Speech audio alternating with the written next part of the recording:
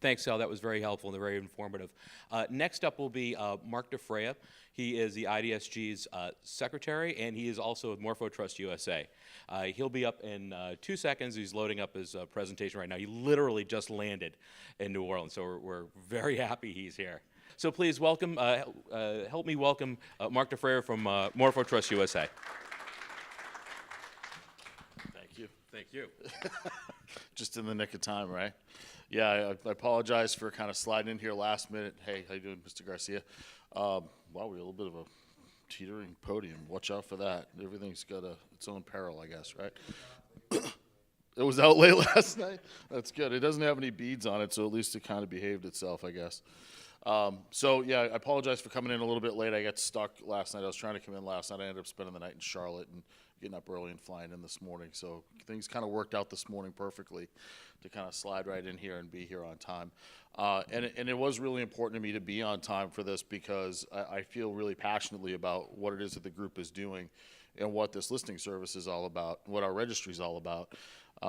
As you're going to see as we talk, I'm going to harken back a little bit to a talk that I did last year at the GIS conference where it kind of puts a little bit of onus on all of us that are in the industry to do something bigger, right, to address the problem that we're all facing. So just to kind of step you in, today is a big day, right? Everybody wins today. A lot of people are winning today with the release of the registry. The people of IDESG, an amazing amount of people worked really, really hard for a long time to come up with the version 1 of the framework that ultimately lent itself to the registry. So, if I could, if we can embellish a little bit here and give them a round of applause. Some of them are here in the room. An amazing amount of work at the committee level. I can't tell you how much it was impressive to watch all the work that went on there. Obviously a big win for the folks at NIST that are trying to take the principles and drive them into the industry and have us adopt them and bring them into the solutions that people use today. For the participants, selfishly, I'm one of them. Privo is also one of them. It's big for us, too, because we get to demonstrate some leadership here in trying to solve the problem the right way.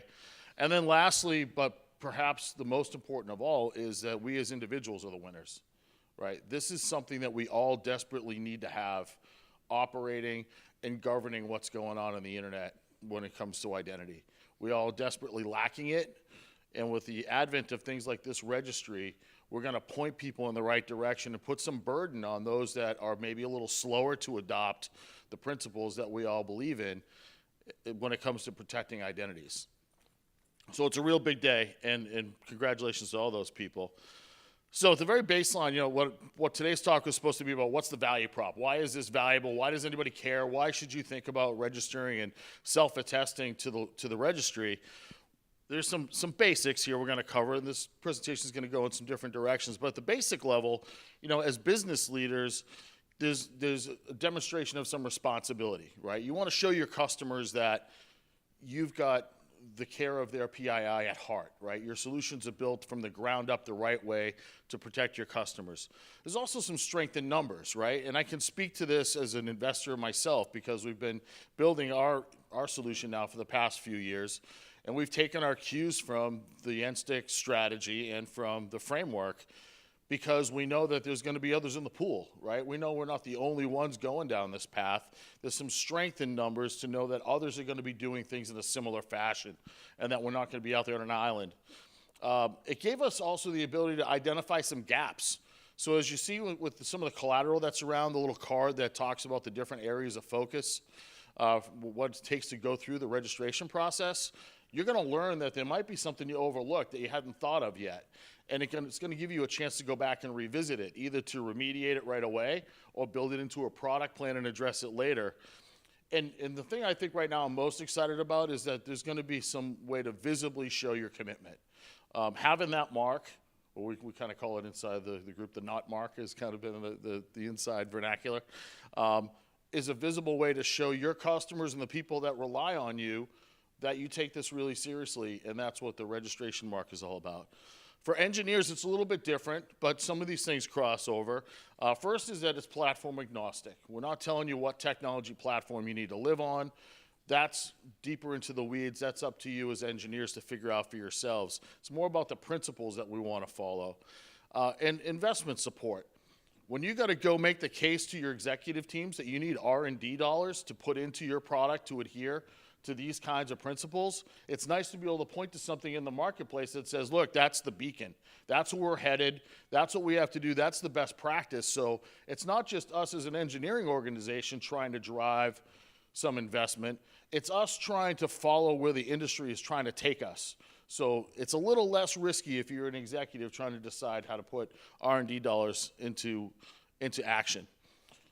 Future readiness, of course. We all know that this is the direction that the internet's going, where identity is going. The same gap assessments we talked about for the business side also apply for the engineering side. And then the other thing is to look at this perhaps as another element of QA, right? This is kind of industry QA. Are you going to plug into the ecosystem the right way? Your own QA folks are going to make sure that you're not breaking your code and that the business rules don't fall down and the user experience is right. But this is going to help you ensure that you're going to plug into the industry the right way. And then we'd be remiss if we didn't include the legal folks, because they get upset with us and they like to have their moment too. But there are some things that they need out of this process as well. They need to know that when they're looking after our corporations or after our entities, whatever you happen to be representing, that they can defend and they can ward off attack, whether it be lawsuits or otherwise, because they can show that they're following industry best practice, or that they can substantiate claims that maybe we want to make about what our products and services do, because it points back to something that the industry is driving as opposed to something that we all made up. And then, lastly, I think, obviously they're going to care about risk, but it's an alignment of like-minded groups, right? So assembling such a diverse group of relying parties, whether they be government or commercial or otherwise, and issuers and credentialers and all those kinds of folks, bringing them together under one roof in a way that even the legal folks can look across the silos and see alignment is critically important. So that's the business school value prop, right? Everybody here gets what they need. That's great. But I think what's more important is that this is all about the right things for the right reasons. If you boil this all down to its most core components, it's less about rules of the game as much as it is about this is just the right thing to do, right? We as individuals on the internet have gotten used to people doing stuff to us that they shouldn't do, right? Our PII is up for grabs. If someone doesn't tell you it's up for grabs, that means it is, right? If someone goes way out of their way to tell you that they're protecting your privacy, then they might be. But for the most part, we all kind of wake up knowing that we're kind of getting fleeced a little bit, right? Almost every app on my phone I recognize is probably stealing something about me and sending it somewhere. But I kind of like the app, so I kind of live with it. I don't have an expectation that anybody's protecting my privacy unless they outwardly tell me they're doing it, and then I can trust it. And that's really what I think this is all about. So it comes back to this talk that I gave last year where I kind of pointed to identity as an epidemic that from a national perspective, I think rivals things like World War II or rivals polio. It's a big deal. It's something we can't accept. The modern society that we have, the most sophisticated economy the world has ever seen, can't exist in a place where your identity is constantly up for grabs and you can't control it. It's the essence of who you are. Your ability to assert who you are through whatever channel you want to assert yourself through can't be up for grabs. You have to be in control of that. And so it's more than just a financial issue. It's more than a regulatory concern. It's more than just an opportunity for us in the software space to make some money, right? Y2K was pretty awesome for everybody because everybody got to make a lot of money around a specific event. That's not what this is. This is about solving a problem that society can no longer bear to deal with. And that's what's exciting about the registry. And during that talk, when I talked about the fact that I thought this was an epidemic that rivaled those other two issues, the question I posed to the audience was, where's our vaccine and where's the teams of people working 24/7 to solve the problem like we saw with those two other examples? Well, I'm happy to say that a lot of them are right here. A lot of them are working with IDESG. A lot of them are going to be walking around the building the next few days at the Cloud Identity Summit with their heads down, focused on trying to solve this exact problem, and not just enough to make a couple bucks on it, enough to actually solve the problem so that trust can be restored. And it's going to be this registry that's the beacon a big part of it.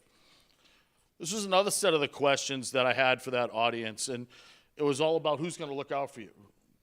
Because we as individuals usually don't find ourselves at the bargaining table, right?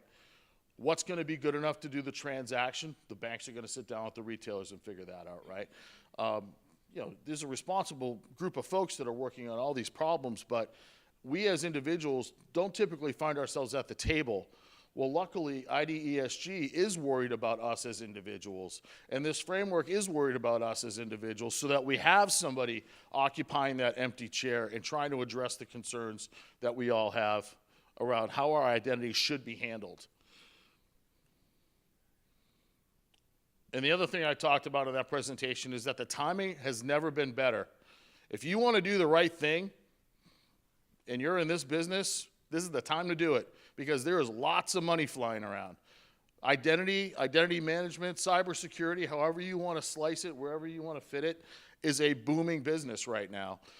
Back when I was doing some internal research for our company to make sure that we could substantiate some of the investments we wanted to make in this stuff, I pointed out a Markets and Markets report that showed over 16 to 20% growth over a 5 to 7 year stretch of time. I'm a financial services guy by heart. I came here from NYSE. Those kinds of numbers don't exist. You've got a booming marketplace if you've got that kind of investment capital coming in. And it's coming in the form of revenue for buying services, so yay for us. There's top-line revenue to apply to doing the right thing. There's startups coming in all the time. We're going to probably bump into lots of them here the next couple days that are attacking very specific spots in the ecosystem. And then lastly, we've got the industry groups that are leading and guiding us, like the one we have here today, and the registry with the principles that we should be following. So the timing couldn't be better to do the right thing. And so I put up this little picture of a crossroads, right? Because we got decisions to make. How many of you represent corporations? Can I just see a couple hands go up? How many of you represent for-profit corporations? This is very much focused at you. When you've got that kind of growth, that kind of revenue opportunity, that kind of an alignment that is driving the customer to spend, you can go in a couple different directions. You can put your head down and you can take as much margin as you can get and you can go on your own path. Or you could go with the rest of the industry and try to solve this problem with us. Because right now, that's the path that I'm advocating, of course. That's the path that IDESG is advocating, because these dollars aren't going to be there forever. 5 or 6 years from now, when something else is hotter, we're going to lose out because the revenue is going to go somewhere else, so we're going to have what we got. So we've got a little bit of time here with this lightning in a bottle, 5 to 6 years of time to really make great strides on driving these principles into the marketplace and truly creating an environment online where we can all do business in a safe way. So in that talk, I said, you know, what would the folks have done back during the polio vaccine? Dr. Salk had an opportunity to either monetize that thing or he had an opportunity to drive it out to as many people as possible, and he took the latter route to do the right thing, to solve the problem completely, not make money on the vaccine, but instead solve the epidemic. You know, the other thing I talk about in that story is that during World War II, you know, Ford stopped building cars. They started building airplanes and munitions and all kinds of things that were needed because we needed them to overcome our barriers and our obstacles at that time. That's the kind of overreaching, extending effort that we need from industry to solve this problem too. So what are we going to have accomplished and what legacy will we have left behind when it's all said and done? So why should you self-attest? If you believe that privacy for individuals is important, you should self-attest. If you believe that you deserve the right to consent or deny the movement of PII whenever it's in flight, you should self-attest. Do you think you should have a choice over which credential you want to use on the internet? You should self-attest. Should the online world embrace your preferences and interoperate around them, or force feed you what they want? If it's the former, then you should self-attest. And shouldn't you always be in control? At the end of the day, that's what this is all about. As individuals, we should always be in control of our identities, where they're used, how they're used, under what conditions, and have the ability to approve or deny. And if you believe in those things, and your organization believes in those things, you should be strongly considering registering with us. And the impact is great, continue demonstrating leadership. This is coming from us, within my company. This is why I did it. This is why I advocated for Morpho Trust to go as early as possible, is that we want to demonstrate to the marketplace that we're not goofing around. We're serious about this stuff. It's also some investment insurance for me. We got 3 or 4 years of R&D dollars going at our identity solution, our EID solution specifically, that are built from the ground up around the NSTIC strategy and built around the framework. And I want to make sure that that's the model that is successful. So this is my insurance program. And I think there's a differentiator here. Privacy and consent have been lip service for a long time in our business. Here we have an opportunity to flip that over and truly build for the individual. And lastly, really apply pressure to those that are slow to move. Whether or not you register or not, hopefully the principles of NSTIC and the framework become a guidepost for how you build solutions. We certainly hope that you register and make the world know that you've done so, but it's also just as important to know that you're taking your design cues and your building block guidance from something like the registry and the framework. So yeah, everybody wins today. People of IDESG, NIST, the registry participants, all of us as individuals, most importantly. But what I really want to drive the message of today is we have an opportunity to set an example.